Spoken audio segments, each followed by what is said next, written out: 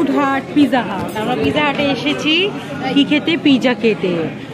একটা কিনলে একটা ফ্রি। পিজা সার্ভ করতে, পিজা বানাইতে, পিজা শিখতে, পিজা খাইতে এবং মানুষ কেমন করে পিজা খাচ্ছে সেটা দেখতে। নাজিফা, তুমি কি করছো? তোমার আল্লাহ কি প্র্যাকটিস করতেছে দেখো। এটা দিয়ে কেমনে কিভাবে করতে হয়।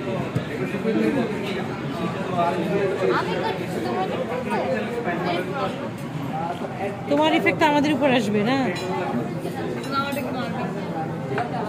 নাজিবার এই ড্রেসটা কিন্তু আমার খুব পছন্দ। এই ড্রেসটা দরবেশ বাবার ওখান থেকে কেনা নাকি? না, জেন্টেল পার্ক।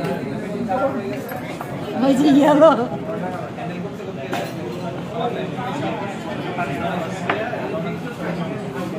যাই হোক, আমি নাজিফাকে দেখাচ্ছি এবং নাজিফার সাথে পাশের টেবিলটাও দেখাচ্ছি। ওরা ফ্যামিলি পিজা দুটো অর্ডার করছে, একটা কিনলে একটা ফ্রি। তো ওরা খাইতেও পারতেছে না, লজ্জা পাচ্ছে।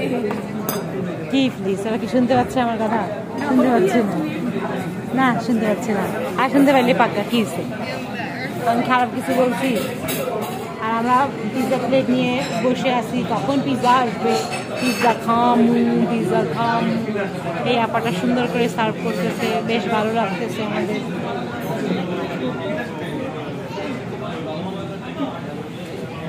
ওই যে সবাই পিৎজা খাচ্ছে আর ফটো সেশন করতেছে। সবাই কি খালি পিৎজা খায়, ফটো সেশনে করে? হ্যাঁ,